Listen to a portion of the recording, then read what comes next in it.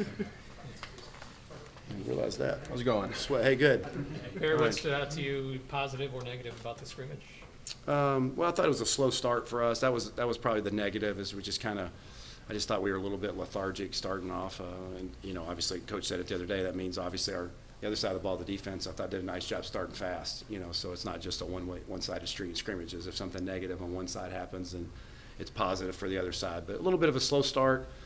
But did like the way we bounced back and thought we executed in some situational football that was good. But a lot of growth, a lot of learning, a lot of good and bad, just like you would expect any scrimmage. Brett mentioned two wide receivers that have played really well recently, Hudson Clement, and then also, who's the other guy? Bowick. Bowick really stood out. What have you seen from those two over the past 10 days? Well, I think what I've seen is them getting more and more comfortable with what we're doing. And that's, obviously that should happen with time. It should happen the second time around of installation. Go through the install of the offense in the spring and then go through summer training, do it again in the summer, and get ready for camp. And so I think you're starting to see, their natural abilities to kind of be unlocked. And that's the case for every player, is that when they learn the offense, not just our offense, any offensive player, when you learn the offense and that part becomes second nature, it allows you your natural abilities to be displayed, and I think that's what we've been seeing from them. Very good. We don't talk about maybe enough is Alexander Capka-Jones. How does he figure into that rotation? What have you seen from him? Well, Cap's very flexible. He's very smart. When I mean flexible, he is flexible, but he's got some flex in where he can go, and he can play both spots for us. Very, very knowledgeable, catches and tracks the ball extremely well, and so is a smooth route runner. And I think he's ready. I think he's ready. And, we've had a lot of trust in him before, and he's played in moments, in critical moments, and made plays that impacted the game. So I think he's had a good, solid camp, and certainly a guy that we anticipate impacting our team. We talk about time being important for Hudson and Justin just to get comfortable. But with Alex, in year 3, just what have you seen in his entire path here at Illinois to put him in position? Yeah, in some ways it's year 2, just because he got here so late, sure. In the summer, and kind of made a quick decision to, kind of go to that, that red shirt year, and kind of got kind of hard to bring in somebody that late, learn the offense, get ready to play, show some flashes, felt like that was the right thing for him to do. So to your point, kind of the third go around or the second go around, I see a guy that, really strongly desires to play the best football of his career, like a lot of guys are when they're going into, what their perceived last year is. And so I think he's been very intentional and about his work ethic and his approach, and been really pleased with him. Kind of a multi-part question about Ethan Hampton. What have you seen from him, first of all, and does the offense change any when he comes in? And not to give away the game plan, but can you see him getting some snaps in the opener against Western? Yeah, so I've really, similar to those other transfers, I've seen the same thing with Ethan. Mastering the offense, natural skills unlocked. And I thought he had a really good spring, but he's had a really good fall camp, and been really pleased with his command of the offense, his decision-making, and his delivery of the football. And so been really pleased with him. Number 2, I think that's been something that we've been trying to evaluate. I have is like, okay, when he's in the game, is there some manipulations that we need to do for the game plan? And I feel really strongly he can execute everything we're asking our guys to do A to Z. And he's proven that this camp. And as far as the game goes, listen, we're going to go in and we hadn't made that plan. We just want to play our best and prepare for an opponent that is going to be a great challenge, and an in-state opponent that the game will mean a lot to them. It's going to mean a lot to us as well. So we haven't made the decisions about what that plan is. I know our goal is to go to play our very best game that we can possibly play. We spent a lot of time talking about Luke and his growth and his leadership. What would it mean for you to see him be named team captain, and how have you seen that growth kind of set himself up for that? Well, it was one of those deals that I think probably I expected to happen in the vote, or hoped it was going to happen, and certainly it did. And so I think that was kind of the final stamp of approval of of what I've seen and we've all seen from him about the way he's carried himself, as the team recognizes that and sees that on both sides of the ball. Very nice honor, not just for Luke Altmaier, but the other 5 guys that got honored by their teammates. That's something that they'll be able to take for them the rest of their lives. We got great leadership on this team. We got guys that didn't get voted captain that carry themselves like captains. And we have several of them on both sides of the ball, guys that didn't get announced that bring a lot of leadership to our football program, and I could go on and on about naming those guys off, but there's a bunch of those guys. We're around 10, 11 days until the season opener. What do you want to see from the offense, like cleanup or goals, before that season opener? Yeah, I think we got a lot to clean up. I mean, that's a constant pursuit of perfection, and it's an imperfect game, but we're trying to pursue perfection. So daily, by each period, each opportunity, there's things to clean up, and we're just trying to polish up and pursue, trying to be as perfect as we can. Our pre-snap communication, there's stuff to clean up all the way around.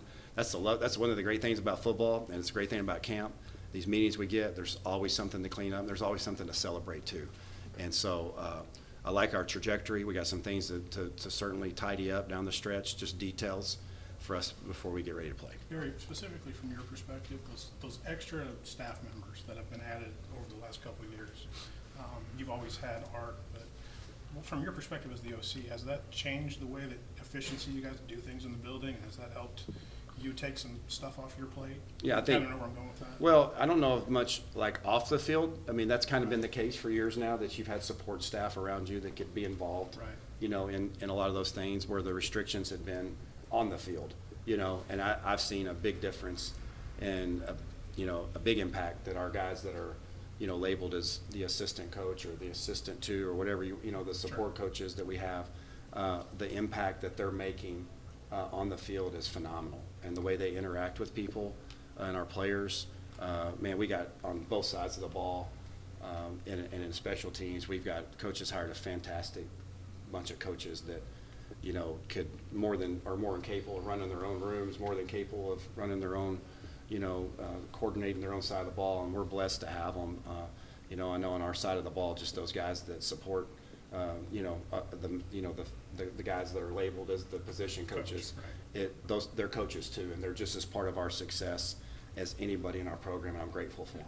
What's your deeper tight end room, all the 5 linemen back, how do those kind of things, plus Caden Fagan, the physical back, how do those things kind of impact end of game situations where maybe you want to grind it out a little bit? Do you have more capability to do that this year, you think? Well, I mean, I would hope so. The experience, I think as much as not about the people, it's the experience. We got people that are experienced, and we got capable line, capable tight ends, capable backs, and to be able to close out a game like we did in the bowl game, running the football is going to be super critical. We're going to have moments and opportunities, hopefully, during the game that when we get the ball, we let the other team have the ball. I think back, several of those moments since I've been here, obviously one of the ones that jumps out big time is just looking back on Michigan my first year. We weren't able to close that out, and that was on me. And so, I think it's an attitude and mentality, it's ability, it's experience, all those things. But certainly if we get in that moment, I think we're going to hopefully take great pride in you got to be able to run the ball when everybody knows you're going to run the ball. And that's really at the end of the day what you got to be able to do. When everybody in the stadium, everybody watching TV says this is going to be a run, if you can run the ball in those moments, you have a chance to be really successful. That doesn't mean it's easy, but it'll be challenging. But I think we got the ability to, at times be able to take, not take advantage of that, but rise up to that occasion. It'll be a great challenge, but that's what you have to be able to do. I mean, to cut you off, along those lines, what have you learned about the running back group? I don't know how much more there is to ask about them, but anything surprised you about what that's looked like healthy? Well, they all catch the ball really well, and I think they all do a good job in protection. And I think the thing that jumps out to me is just how well they all get along and just pull for each other. I think we had that across the board at all position groups, but that position, that's a unique position, similar to quarterbacks. Usually there's one of them on the field, and that's the one position that's like that. The rest of them, you get a handful of guys from your position group on the field at the same time, and when there's only one, it's easy for, you to want to be that guy, and there's nothing wrong with that. But they just pull for each other and support each other in a phenomenal way, and I think that goes a long way in crediting just, Thad and James and just how they mentor those guys. We got a great group of guys. How's Malik looked since coming back from the hamstring, and just overall since last year? How do you think Malik has improved? I think he's improved in his confidence and the understanding and knowledge of the offense, which again allows his natural abilities. It takes time. Some guys it takes a year, some guys it takes 2. Sometimes it just clicks. I think it's clicked with him, and I think he's playing with a lot of confidence and feel good about where Malik's at. One more after this. Dealing with the injuries in the offensive line, what have you learned about that group? Whether it's the depth or anybody emerging? Yeah, I mean we've had a little bit of we've been beat up a little bit, which is common for fall camp. you know, I think there's been some guys that take advantage of the opportunities that's created. I think Dez has done a nice job of coming in and, you know, a guy that's kind of been banged up himself and been really pleased with the way Dez and that's one of the things that jumps out to me. You know, the other guys, you know, Zafir's just taken just buku of reps, and so is Kellen Francis, and those guys that have been thinned out, the guys that have been the mainstays have gotten tons and tons of work, and we really appreciate that, appreciate their grit, and they've gotten better from it. You guys performed well in one possession games last year. What are some of the things in preseason, you know, where you're executing and trying to enforce these simulated circumstances? You know, what are some of the things that you emphasize to the guys when what you're looking for in those pressure situations? Well, I think one of the main reasons that we have done well, that doesn't mean what we've done in the past will carry over, but one of the main reasons is because Coach preaches it and we practice it. We spend a lot of time talking about situational football, and our guys are comfortable in those moments because I think of education and practice reps, and that's something that I think we do really well, and our guys have gained some confidence, and you know, we try to, in those moments, try to be simple and straightforward, so our guys, you know, natural abilities can take over and not think too much in those moments. And so, in the last part of that, I would say, is the quarterback play. You know, Luke has been he's had a lot of probably ice water in his veins in some critical moments, and that's ultimately how you win end of game and end of half situations. You got a guy back there that gets it done, and he's continued to show, or has shown in the past, that he's very comfortable in those moments. Thank you, guys. Just a step, everybody.